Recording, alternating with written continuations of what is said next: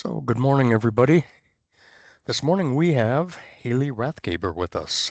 She is a recent graduate from the University of Minnesota in 2025 with a Bachelor of Science Bachelor of Science in Environmental Science, Policy, and Management, and a minor in Marine Biology. For those of you who are listening in before we started officially here, her academic fieldwork experience includes performing iguana transects, studying turtle and ray movements, and observing octopus behavior, all of which sound like interesting seminars by themselves. It would be great to hear more about that. But this morning, Hailey is going to tell us about something else. She's going to tell us about her last year in GreenCorps and her work in the development of an art-based outreach tool, which is designed to help Minnesotans reflect on climate anxiety, imagine hopeful futures, and connect through creative expression. Hailey, it is great to have you with us. Why don't you take it away and tell us about what you've done? Yeah, thank you so much. I'm Hailey Rathgeber, and I just want to thank you all for joining this water issues seminar to hear me reflect on my year in Green Corps and some of the lessons I learned throughout this year. Um, Before we get started in on the work that I did for We Are Water Minnesota and the climate outreach I performed, I wanted to share a little bit more about myself and my background. I grew up in Dickinson, North Dakota, which is about 7.5 hours west of the cities. I grew up surrounded by water. I was a competitive swimmer from ages 5 to 19. I spent vacations at my family's condo in Hawaii, and I took any opportunity I could to hop into a body of water. I went to the University of Minnesota and studied environmental science, policy, and management, and then I minored in marine biology, like was said before. During my time at the U of M, I got to attend a study abroad course in Turks and Caicos where I learned about marine megafauna. We performed field studies on iguana behavior. We looked at turtle and ray movement patterns in the ocean, and then we studied octopus behavior at night. And I also got to help with restoration work on their coral nursery.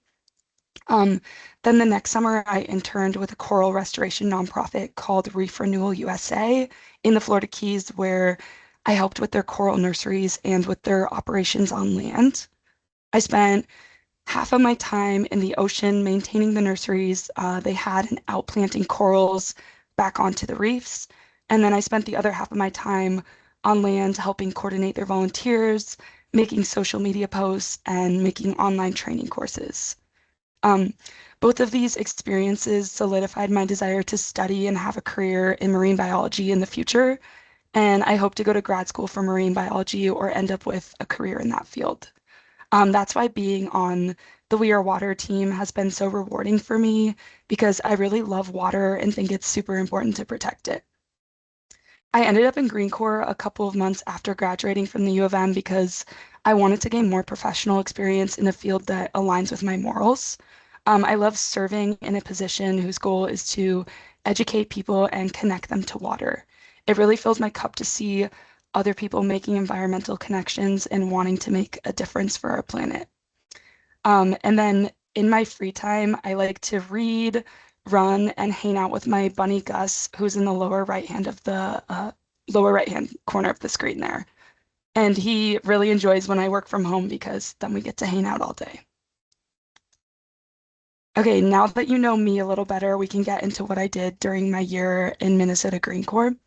I had three distinct areas that I helped out in this year, and these were the We Are Water Minnesota program. I also did some climate outreach, and then I helped out with the eco experience at the Minnesota State Fair. And I'm going to break down my roles in each area, share how I helped out this year, and give some insights on lessons I learned. So first up is the We Are Water Minnesota program. First, let's get a little bit of background on what the program is. We Are Water Minnesota emphasizes building relationships between people and water through explorations of science, history, and personal story. The overarching goal of We Are Water Minnesota is to build capacity within local communities throughout Minnesota to support and engage in water restoration and protection. The three main messages in the We Are Water exhibit is that we as humans are water. You know, we're made up of around 60 to 70% water. In Minnesota, we are the headwaters of the Mississippi. And then what we do to the water here matters because people change water and all of that water is going downstream and affecting everyone. So We Are Water Minnesota is funded by the Clean Water Fund, part of the Clean Water Land and Legacy Amendment, and is ran by the MPCA and the Minnesota Humanities Center. The program is also supported by a network of state partners, including the Minnesota Historical Society, the University of Minnesota Extension, the Board of Water and Soil Resources, and the Minnesota Departments of Health, Agriculture, and Natural Resources. Um, the program travels to 5 different host sites throughout the year and stays there for an 8-week period, and host sites can be anywhere in the state of Minnesota. We Are Water has three main parts to its program, which are building local networks of people who protect and affect water in each host site's community, and then actually hosting the physical traveling exhibit that shares messages about water in Minnesota. And then the last piece is designing public programming that builds people's relationships with and responsibilities to water. So host sites put on a minimum of 4 events during their hosting period, but most of them put on even more than that. The program has been running since 2016, so this year we are celebrating 10 years of We Are Water, which is really great. The program has been to 43 communities in Minnesota, has had, I think the number's higher than this now, but my last number has been 124,031 visitors, and then has collected 632 audio stories from Minnesota residents. So each time the exhibit moves, there are 12 or more interviewees selected to be featured in the exhibit, and they can share a variety of things related to water, but they're particularly encouraged to share personal stories related to water. These interviews are an integral part to the exhibit because storytelling is a central element of We Are Water. Here is a map of where the exhibit will be and has been traveling throughout 2026. Oxbow Park and Zalman Zoo in Byron had the exhibit first, and then it moved up to Capital Region Watershed District here in St. Paul on Earth Day. It is currently up at Itasca State Park until August 10th, and then it will go to Great River Arts in Little Falls, and the tour will end out the year at Anoka County Library in Blaine. Now that you guys have gotten a very quick rundown on what the We Are Water Minnesota program is, I wanted to share how I've been helping out with the program. One thing I help with is setting up, taking down, and moving the exhibit from site to site. I've helped with 4 move-ins and 3 takedowns, and we have another move coming up here in the beginning of August. The exhibit moves usually take all day, but they can vary depending on how far the drive is to the host site, how accessible the site is to get into, and what the space looks like that we are putting the exhibit in. So if the doors are super short, sometimes we'll like have to take the exhibit pieces off of the dollies and kind of shimmy them through the doors. So it's always different at each site. Um, So the exhibit consists of around 20 pieces and needs at least 1,000 square feet of space to fit into. Each host site space is unique, therefore it gets a unique exhibit setup. Once we get all the exhibit pieces into the host site space, that's where the real work starts. Jana Larson, who is the We Are Water program co-coordinator on the MPCA side, has coined this part of the exhibit setup as the feng shui. Feng shui is an ancient Chinese practice of arranging spaces and objects to harmonize with the flow of energy for health, prosperity, and well-being. And it usually takes hours of visualizing the space, moving exhibit pieces around, and some headaches along the way to get the exhibit to look just right and to make that feng shui happen. Um, so I also help prep for the exhibit moves. The exhibit has around 10 different handouts and giveaways that I have to print out more of, cut, and restock before each move. These include buttons, surveys, interactive papers, and informational handouts on things like the Green Step Cities program or becoming a volunteer water monitor. Um, I've learned organizational skills from restocking the exhibit because it's really a lot to keep track of, so I have to be super organized with that. And I have also gained some great teamwork skills on the exhibit moves. Our moving team is small, but it's a well-oiled machine now, and we all kind of have our roles during the moves. When the exhibit moves to each new host site, I also give docent trainings to their volunteers and staff who will be interpreters in the exhibit. The docent trainings are around an hour long, and during them, I explain what the program is, what a docent is, how to be a good docent in the exhibit, and how to care for the exhibit. And then I run through the supplemental activities that we provide for docents to engage audiences that go through the exhibit. Docents in the exhibit are encouraged to use their strengths when docenting. So every docent brings a unique perspective to the role, whether they are a past educator, a retired biologist, a staff member for the host site, or an intern. They each have a unique skill set and paths to help engage audiences in the exhibit. The supplemental activities that we offer for them to use also help with this. There is a button making kit where people can make their very own custom button. This is great for younger kids or people who like hands-on activities. There's also a scavenger hunt that docents can give to visitors, so they have kind of a mission in the exhibit, and then they also get a prize at the end. And people love a little free thing. And then there's also a drop in the bucket demonstration they can do. And this shows visitors a visual of how much water we have on our planet, how much of it is fresh water, and how much is actually available to us. This helps visitors understand how little water we actually have available to us and hammers home the message that we need to protect that natural resource. And then the last activity we have for docents is the water bar, which was created by two artists named Shania Matson and Colin Kloecker. The water bar is set up like a wine tasting and allows visitors to sample three different sources of water and have conversations about them. The water could be from different cities, it could be from wells, springs, it could be bottled, and more. It can get really creative. The conversations usually just flow naturally and give the visitors a space to voice their feelings around water. During the docent trainings, I've learned that it's important to adapt the training to each host site. Each so each site has a different way of utilizing docents. Some sites, like Itasca State Park, have people coming through the exhibit constantly and have staff members monitoring the exhibit at most times. Other sites, like Capital Region Watershed District, had fewer exhibit drop-ins and more events. So their docents were mainly staff members who would be running events or sitting at the front desk. Each site also has a unique audience. For sites that have more children coming through, they may want to use the button maker and scavenger hunt more, whereas sites that have an older audience might utilize the water bar. Lastly, I've also gained some great public speaking skills from doing these trainings because I'm talking to volunteers for an hour. So, as I mentioned, the docent bins have activities that are available for the docents to use for programming, but as the We Are Water GreenCorps member, I also offer programming to the host sites to utilize for their events. Um, One of the activities is the Incredible Journey, which is a water cycle bracelet making activity from Project Wet. This activity had participants role play as a water drop going through the water cycle. So everyone kind of pretends they're a water drop.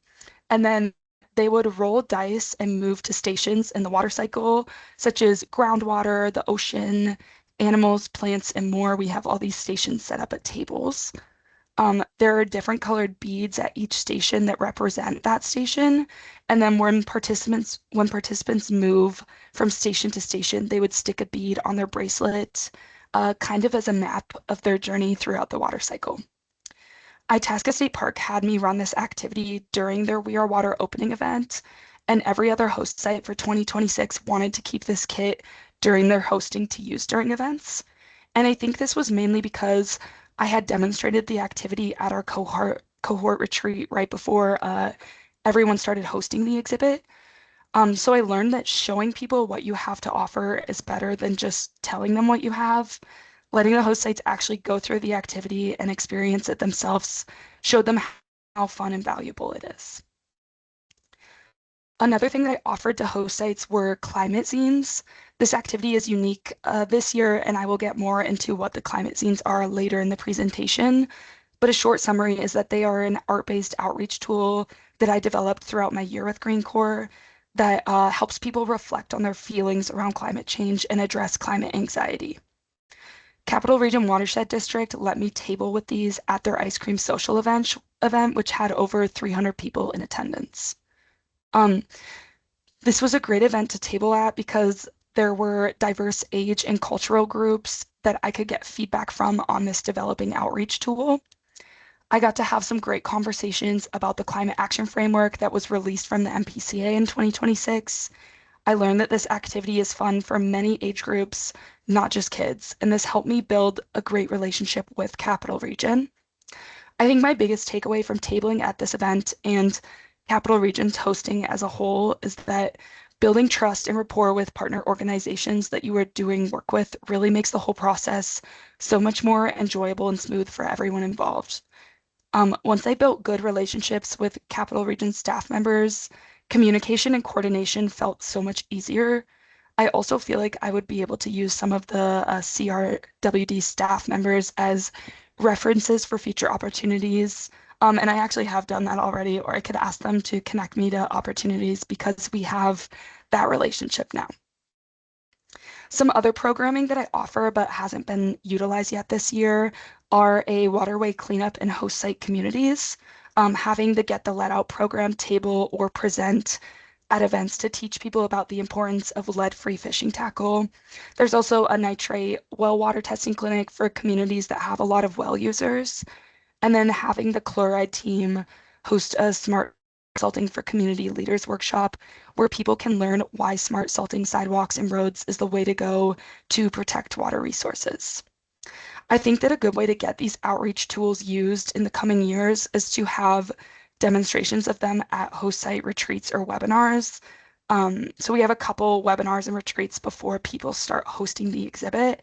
And I think this would be great to do just like we did with the Incredible Journey. Again, I think people really understand and connect with activities when they are able to experience them themselves instead of just hearing descriptions. So another thing that happens each time the exhibit moves is that new exhibit content needs to be created. Most pieces of the exhibit stay the same from site to site because they're more general or about the state of Minnesota as a whole, but there are a couple of pieces that switch every time the exhibit moves. The interactive story map that we have needs to have a new map for each location. There is a local piece that focuses on water in the community, and that needs to be switched out for each community. There is an audio panel that features 6 of the community members' water stories with every move, those community members who are interviewed. And then there is also an exhibit piece that features written water stories from those community members as well. And lastly, there are quote cards that feature a quote from each community member's interview.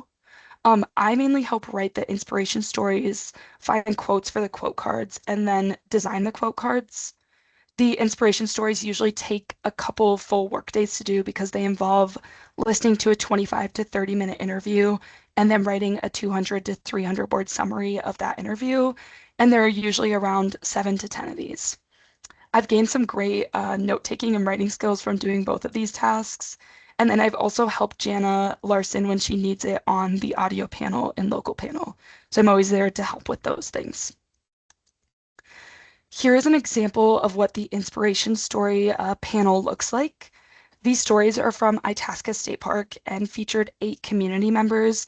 And again, these are 200 to 300 word blurbs that summarize interviews we have with these community members. And then here is an example of what the quote cards look like. These are, again, from Itasca State Park and feature all 15 of their community members interviewed. I do the design on these myself. So for the inspiration stories, I send the text to the comms department and then they design it over there. But for the quote cards, I do the whole design process myself. Okay, social media was a pretty large part of what I did this year with We Are Water.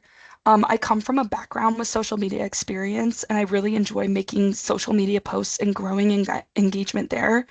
So I really leaned into the opportunity to do this for this program.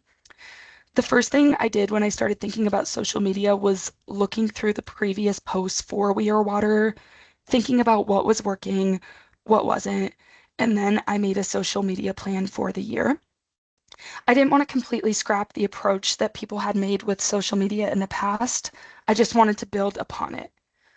Some of the things I really liked about the previous social media approach were the podcast episode posts. We have a podcast, which I'll talk about, but there were posts that announced a new episode, and I really liked that. There were posts that announced who would be hosting the exhibit throughout the year, and then there were posts that promoted events that were happening for We Are Water. I also noticed some areas for improvement. I wanted to increase the number of posts we made so that we could keep our audience engaged. I also wanted to highlight more of the community members that were interviewed for the exhibit and share their stories in the social media space as well. And then I really wanted to have more of a multimedia approach. I noticed that all of the posts were just photos, and I know that from my past social media experience that video content and audio usually does pretty well, and reaches new audiences and can get more information across. Another thing that I kept in mind was branding and accessibility. I really wanted to make sure that with posts I was following brand guidelines and making posts accessible for people of all abilities. So I met with Paul Andre and Amanda Swanson to talk these things through. They are both a part of the comms team at the MPCA, and Amanda's the social media manager for the MPCA. So having conversations about branding and accessibility with them was super helpful because they are both masters of their field. Amanda actually went through an accessibility training with me so that I knew everything I needed to know about accessibility for social media. So after thinking all of those things through, I made a pretty complex social media plan for the year. And I also met back with Amanda Swanson to review this plan and get feedback from her. Um, Next, I wanted to show you all what the social media plan looks like. Each host site that we have runs through this plan and gets these posts throughout their hosting of We Are Water. So the first post we do in our plan is an introductory post.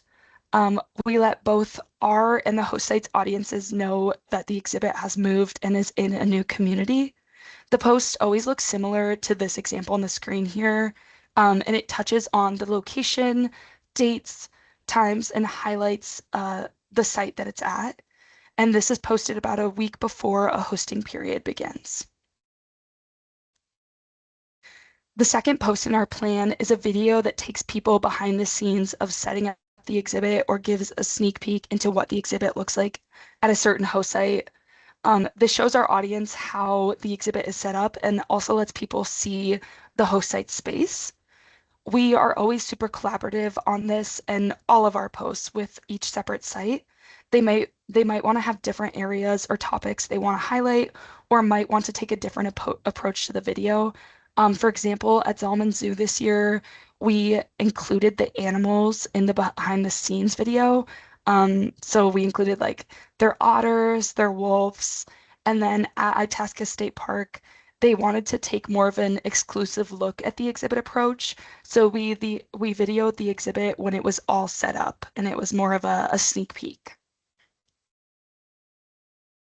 So one way that I approached thinking about this social media plan was how can we include more of the stories and voices that are interviewed for this program? Uh, Rachel, who works on the humanities side of this program, suggested that we post the quote cards I make for the exhibit. Uh, we post clips of audio with text and a picture from the interviews with community members, and these are posted 1 to 2 times a week throughout each host site's hosting period. We also create posts that are themed around host site events and then just to advertise them a little bit. We make these posts and all other posts available for host sites to collaborate on.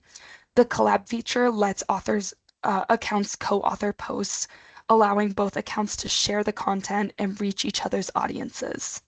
The post will then show up permanently on both accounts' feeds, and we always make the events a collaborative back and forth process where they can give feedback. So the last post we do for each host site is a wrap-up post to reflect on their time with the We Are Water program. We include a photo or many photos of people interacting with the exhibit and highlights from the hosting period. And then we also usually include a little quote from someone on the team. So here on the screen, we have a quote from Lindsay Schwantes, who was on the Capital Region Watershed District team. Um, I'm just going to speed run some of the other posts we do really quick. So we do weekly posts on our Instagram stories. On Mondays, we do a segment we have called Mindful Monday, where we share sustainability tips for our audience. On Tuesdays, we do Trivia Tuesday, where we quiz people on their knowledge of water or water-related topics. This has been really popular and successful, and I think that's due to its interaction component. People can like click on answers and it's more engaging. And then on Wednesdays, we do Water Highlight Wednesday, where we spotlight an organization, news article, podcast episode, scientific finding, or something along those lines that is related to water. We also make a post for each podcast episode that we release, and then we will post for environmental holidays like Earth Day or World Wetlands Day. And lastly, we post the application that calls for people to host We Are Water for the next year. While planning and executing this social media strategy, I've learned that consistency and quality are both important with posts. Posting something meaningful and with substance is super important, and you also want to keep your audience engaged by posting frequently. I have also learned that when executing a social media plan that involves other accounts and partners, being collaborative and accommodating to their wants and needs is the key to success. I have individual meetings with each host site to talk through how we will approach the social media plan during their hosting, and I make sure to emphasize through my words and actions that this process is meant to be very communicative and I am very open to feedback and unique ideas. I'm going to grab some water really quick. Okay, so if you couldn't tell, my GreenCorps position has allowed me to be really creative and gain multimedia experience. Another really creative aspect of being the GreenCorps member for We Are Water is that I got to write, record, edit, and post podcast episodes for the Watershed podcast. This podcast uses audio from the community members' interviews from each host site that I mentioned earlier, and is another platform where we share personal water stories. The Watershed podcast has been running since the We Are Water program had its first GreenCorps member, so it has been hosted by 5 different GreenCorps members. The podcast is really a GreenCorps project, so each member can take their own approach to the podcast. Some past members have focused a lot of their time on the podcast and have released a ton of episodes, and I am kind of in the opposite boat of that. Um, I originally had planned to release one episode a month and also post special episodes for environmental holidays like Earth Day.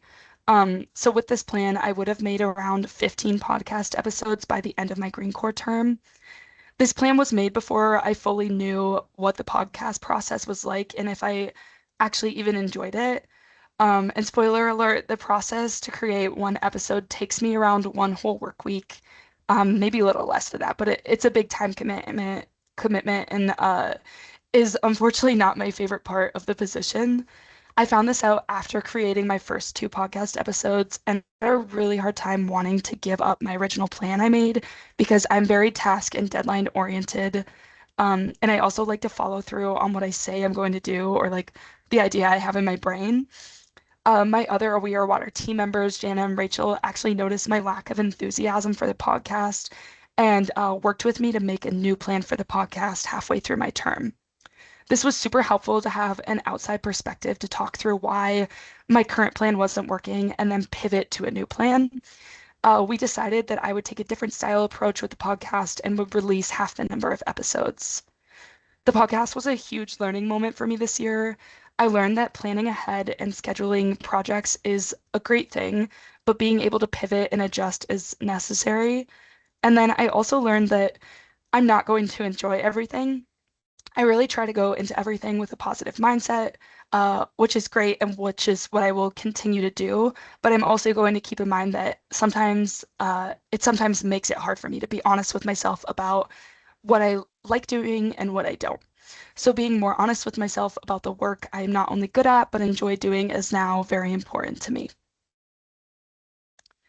Okay, the last of my main We Are Water duties was promoting the exhibit online in other ways than social media. I would write a web story for each host site that focused on one community member's story. I have an example up on the screen there of a couple who own Bain Brewery in St. Paul. They were interviewed during Capital Region's hosting and they talked about the sustainable brewery that they run. So the web story shares a story on someone in the host site's community and then advertises that the exhibit is being hosted, and that goes on the MPCA's website. I also help the exhibit hosting periods in the MPCA web calendar. And lastly, I send a short blurb advertising the exhibit to the Clean Water Council newsletter. These all helped get the word out about the exhibit and where it is moving next. One other thing that I wanted to touch on quickly is that the We Are Water exhibit is going to have an audio tour in 4 different languages. I wasn't a huge part of this new project, but I wanted to include it today because it's really cool. People who are vision impaired, speak Somali, Spanish, or Mun, or just like to have an audio experience in the exhibit, are going to have this resource available to them so that they can experience and enjoy We Are Water just like everyone else.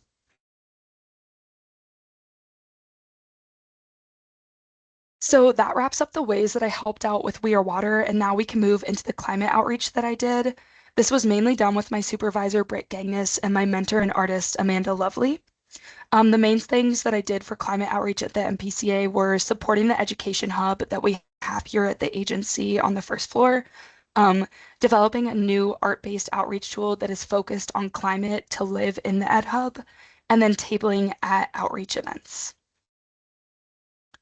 Before we get into climate outreach, I wanted to talk about the Climate Action Framework, aka the CAF, that came out in 2026 from the MPCA. The CAF plays a huge role in climate outreach work because its content helps influence outreach tools that are being developed, and it's also a great tool to reference when talking to the public about climate change and how Minnesota is planning on tackling it. Minnesota has a climate vision of being carbon neutral, resilient, and equitable. By 2050, the plan wants Minnesota to achieve carbon neutrality. This chart here shows Minnesota's greenhouse gas emissions over time in blue compared to our statutory goals in green. Minnesota's current goals are to reduce greenhouse gas emissions by 50% from the 2005 levels by 2030, and then again achieve net zero emissions by 2050. Overall, our emissions have dropped by 14% between 2005 and 2022. Carbon neutrality will happen by substantially reducing climate pollution and balancing greenhouse gas emissions with carbon sequestration and storage, mostly in lands. The plan wants Minnesota communities, businesses, and natural environments to be resilient and prepared for climate change impacts. To achieve this future, the state and communities must plan for climate impacts to take action to prepare and set up the systems needed to respond and recover when a climate disaster hits. Lastly, the plan wants all communities to thrive through the fair distribution of the benefits of climate action, and no community should bear disproportionate harm from climate change impacts. These 3 pillars of the vision are interwoven into the goals laid out in the plan. The 7 goals in the plan are to have clean transportation, climate smart natural and working lands, resilient communities, clean energy, healthy lives and communities, clean economy, and efficient and resilient buildings. And each goal tackles a combination of emission sectors in Minnesota. So now that we have a better understanding of the climate action framework, let's get into the outreach tool that I developed this year. I was tasked with creating an art-based climate outreach tool. The outreach tool could be about anything and take any approach as long as it was art and climate focused. During the process of developing this tool, I collaborated with a local artist named Amanda Lovely, and then my supervisor, Britt Gagnes, who is an outreach expert, and a few climate scientists who wrote the 2026 Climate Action Framework for Minnesota. I first talked to Britt about the current outreach tools we have and where we have gaps. And I looked at what age groups and topics were not already being covered. And then I started to brainstorm some ideas with Amanda, who has a background in environmental artwork. We had tons of ideas, like over 10 ideas of ways we could approach this tool. But before we decided on what path to take and got too deep into any ideas, we wanted to have a meeting with climate scientists at the MPCA who are at the heart of the climate work and have a unique perspective on what needs to be talked about and shared with the public. After talking with the scientists and discussing options with Britt and Amanda, I developed an art-based outreach tool that gives people the opportunity to reflect on their feelings about climate change. I created a zine that is like a mini journal with prompts that ask people about their climate fears, their climate hopes, and then their visions for the future. The journal also asks people to think about one action they can take to help our planet, and then people are able to decorate them scrapbook style and converse with other people about their feelings. Science has shown that in order to get people to take action on an issue, they need to care about that issue and have a connection. Some people are motivated by science and facts, but most people need to have that connection with something in order to protect it or help it. This activity gets people thinking and reflecting on their connections. While designing the tool, I also gave multiple drafts to Amanda, Britt, the climate scientist, a graphic designer at the MPCA, and my peers. And I got lots of good feedback and came out with a great end result. Another piece that I wanted to include in the climate zine outreach kit was an informational zine um, that explains what climate change is and how it's affecting Minnesota. I researched and designed the zine, and we table with the zines. When we table with the zines, we keep them in a basket on the table for people to grab, just if they want to know a little bit more about climate change. So this activity took around 7 months to develop. It was first tested in April in the basement of the MPCA. A bunch of people from my unit came down and participated in the activity, and we did this to test the zine setup before tabling with it. The zine made its first public debut at the beginning of May at a Spotlight Science event that the Bell Museum hosted. At this event, I got great feedback from people of all ages and learned that this is an activity that is enjoyed by kids and adults. And then the last time I tabled with the zines was at the ice cream social event that I mentioned before that Capital Region Watershed District put on at the end of May. Here it was really reinforced that people of all ages can really connect with the zines. I had a 5-year-old who was super excited about the activity and did it with his mom, who's an environmental science teacher. He even came up to me after filling out his zine and decorating it to show me his work and his art and his answers to the prompts. And then I also had quite a few older people come up to me throughout the event and tell me, almost in a surprised way, how much they enjoyed the activity. Um, the zine is going to be used at an eco art fair coming up in the beginning of August and a youth climate camp in mid-August. And I just hope to have more conversations with people about their climate fears and hopes and give them a space to open up. So I wanted to do like just a chat activity with this where people would answer these in the chat, but I fear that we're running out of time. So I'm just going to run through the prompts that are in the climate scene. And then if you want to answer any of these prompts in the chat, feel free. But I think for the sake of time, we won't do the full activity I was thinking of doing. So there's a front cover to the zine, and I'll show pictures next about what the zines look like. I know it's probably hard to imagine, but there's a front cover to the zine that's pretty blank. And then when you open it, the first prompt is what's one change in the environment you've noticed? And then next to it, there's a prompt that says draw that change here. And there's a before and after section if that helps them draw it easier. The next prompt is what's something about climate change that worries you? And what's one hope you have for the future? And then what's one action you'd like to take to help the environment? Draw that action here. And then on the very back, it says flip back to the cover and imagine this. What would the world look like if everything you hoped for the earth became real? And then draw it. And it just kind of makes the whole zine come full circle there. Okay, so here are some examples of covers that people have made. As a reminder, these are people's visions for the future if all their hopes came true. The cover on the left has lots of biodiversity, and it looks like humans are living in harmony with nature. The middle cover has the Earth thriving and it has humans in almost like a kumbaya circle. And then the cover on the right is urging people to take action and has a picture of people taking public transit. Here are examples of responses to an environmental change that people have noticed. Someone responded with fewer birds in the sky or loss of biodiversity, and someone else mentioned snow being less reliable and having rainier winters.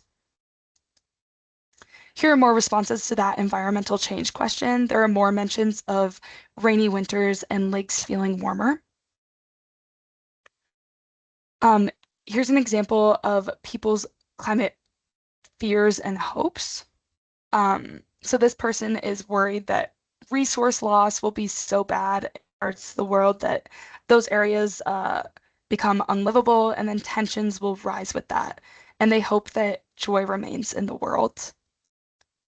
This person is nervous about biodiversity loss and hopes that new generations can bring more empathy to the world. And then this is our last example, and this person worries about the warming climate making winters shorter and impacting winter activities. And they hope that environmental justice work and initiatives grow. So I took this scene to a couple of events throughout the year, like I previously mentioned, and I also tabled at some events throughout the year with other climate outreach tools. Back in November, Britt, Amanda Gorton, and I tabled at the Climate Actioning You event hosted by the Bell Museum. We engaged with around 50 people and educated them about climate change through some tools that I'm going to show in a second. I also tabled at Da Vinci Fest in the Great Northern in January with these same tools and saw around 100 people at the two events. And then I tabled with the Climate Zine at the Bell Museum and the Ice Cream Social event, like I mentioned before. I have those two upcoming events in August at the Blue Thumb Eco Art Extravaganza. So if you want to come by and see the zine, feel free. And then also at the Climate Summer Camp put on by Shepherd of the Valley in Apple Valley. Now I'm going to kind of speed run through some of these climate outreach tools that I mentioned and that you are available to use. You can check them out at the MBCA and the Education Hub. So the climate change basic panels are informational panels that sit in wooden stands. The panels touch on what climate change is, how it's affecting Minnesota by getting warmer and wetter, and then there is a panel on climate action framework goals. Next is the climate change interactive scanner. This is a scanner with 8 scannable objects that bring up information about Minnesota's warmer, wetter climate and impacts to humans and wildlife. And some of the topics on the scanner include loss of biodiversity, ticks getting worse, infrastructure damage, and more. This is the climate pollution quiz, and it's an interactive game that shares the 2025 greenhouse gas inventory report and engages in conversations about sources of greenhouse gas emissions and climate solutions. When using this tool, we invite people to play the quiz, and it can be played as a group. Then we ask them easy questions that lead them to understand what they are looking at and ask harder questions if they are interested and engaged. We ring that little bell up there each time they get an answer correct, and then we flip those little red buttons so they turn on. And once they get 4 switches on, they run. This is a spinning diagram that educates about the environmental impacts of our food systems. People can also pull out a tab underneath each section to read more about each topic. And then this last tool is an interactive game of operation. Players replace gas appliances with electric ones by removing the older appliances from the board to reveal more environmentally friendly options. And again, you can check out any of these tools in the Education Hub if you are an MBCA employee. You will be able to check out the climate zine as well around the end of August or beginning of September. The last thing that I wanted to touch on of the climate work is that the climate exhibits and outreach team received a 2026 Minnesota Climate Adaptation Award in the Creative Climate Communications category. This award was presented by the Minnesota Climate Adaptation Partnership and recognizes individuals or organizations with a track record of successful climate change and adaptation-related communication and engagement. This really awesome picture of me mid-laugh includes some of the team members whose hard work went towards getting this award. Okay, the last role that I had this year as a Green Corps member was helping out with the eco experience building that is at the Minnesota State Fair. I was a part of the planning teams for both the water and climate areas. During team meetings, we would discuss what exhibits we wanted to have in the eco experience building for 2026. We kept old exhibit pieces and also brainstormed new ones. I was more of an observer for most of these meetings and really got to learn about eco experience and all the work that goes into creating huge exhibit pieces. The main way I helped out with the climate team was by coordinating the organizations that are going to be at the climate community partner table. The community partner table features a new organization every day and allows those orgs to reach the large audience we get at the state fair. For this process, the climate team decided on the organizations that they wanted to table at the fair. Then I communicated with all the organizations who applied, letting them know if they got a spot or not. I also laid out next steps and have stayed in communication with our community partners so that they feel prepared for the fair. This was another experience where I learned how important like solid communication is and that it's smart to keep well-documented notes of that communication. Okay, that is the end there. Thank you all so much for coming to this talk today. Does anyone have any questions at all?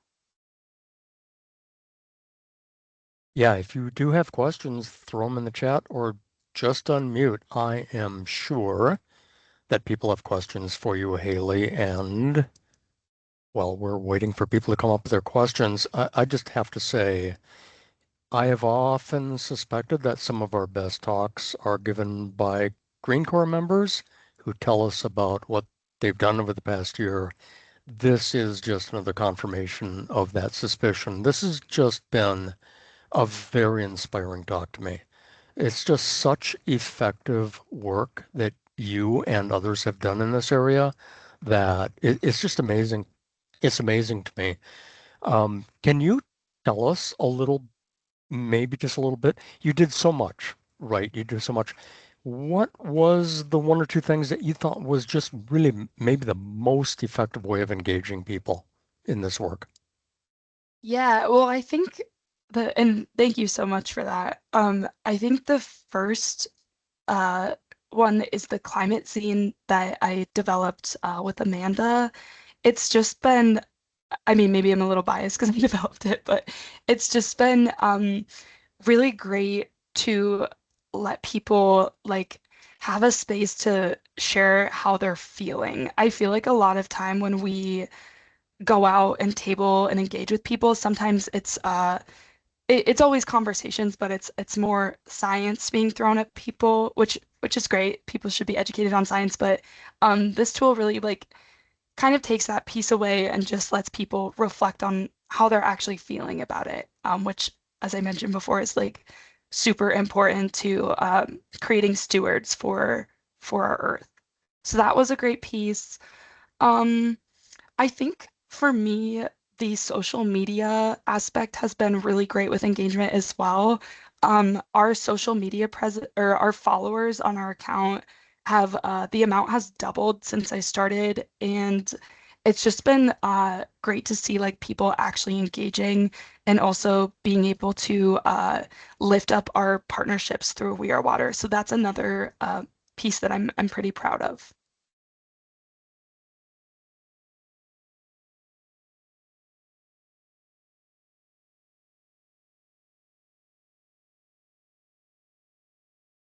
Anyone else have questions or comments for Hailey out there? We still have a few minutes in our hour. Like I said, throw them in the chat or just unmute.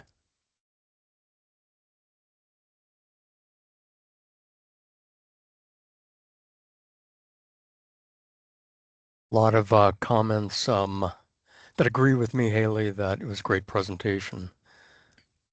Thank you.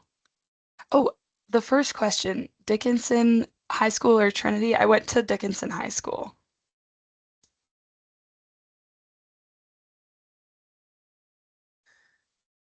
So Jenna asks, could we do one zine question? Yeah, we totally can. So yeah, like I said, I wanted to do this activity. I thought I was running short on time. We probably could have actually done it where we answer one of the zine prompts. So let me see here. Maybe let's do what's something about climate change that worries you? So if you want to throw your answers in the chat there, you can.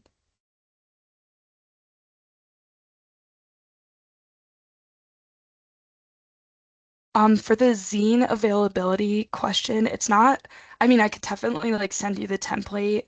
I'm still working on wrapping up, like making instructions for it and putting it in a kit to live in the Ed Hub. So it'll be available then, but I could also totally send the template to you, Jennifer, if you would like that.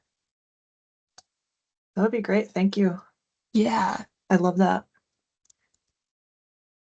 I got recruited into GreenCorps. It kind of just, I was really looking for any job after graduating in 2025. And I was spent the whole summer kind of looking and looking, and then I found GreenCorps, and like I mentioned, it just looked like a great place to be, great place to like expand my skill set, and great people as well.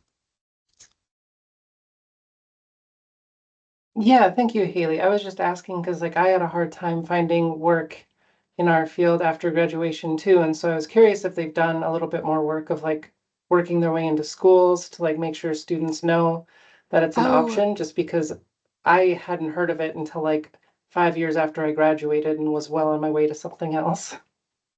yeah. Hmm. So, I saw Green Corps at a environmental career fair at the U of M one time, and at that moment I wasn't fully thinking of it, and then I just saw it posted on, it was maybe LinkedIn or Handshake, one of those two, and I was like, oh yeah, I remember this. I talked to people from there. Um, so yeah,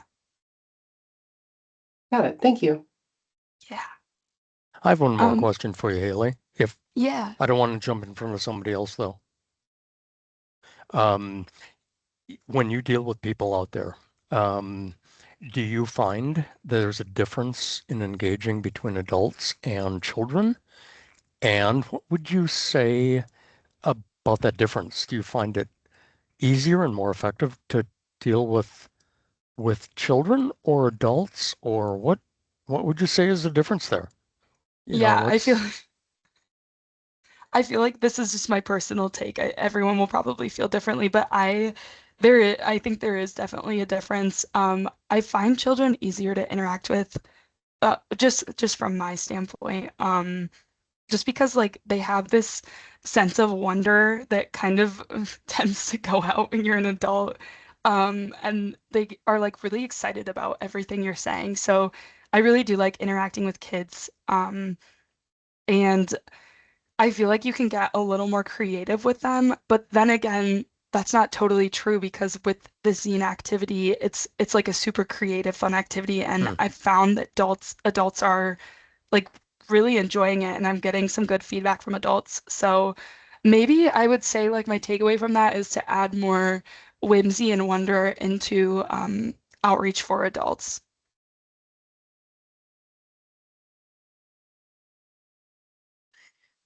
Kevin asks, after this experience, what kind of work do you want to do once your Green Course services wrap up? I'm still kind of on the lookout for jobs again.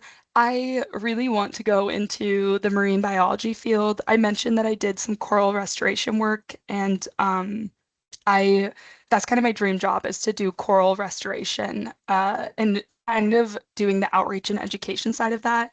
But it's a super niche area to get into. So my goal is to get a job anywhere this next year and then do something in marine biology in the coming years, kind of work my way into that and potentially go to grad school for marine biology.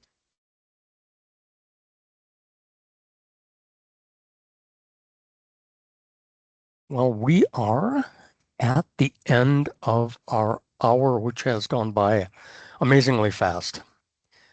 if no one else has any other questions for Hailey, we can wrap it up. Once again, all of our presentations that we record are posted on our YouTube channel, and you can either ask us for that link, and most of the time I think I put them in the announcement, but I think we have about 100 different presentations on there now, and this really, Hailey, is one of the best. Thanks Thank you. for coming and telling us about the work that you've been doing. Great job. Yeah, thank you all for coming.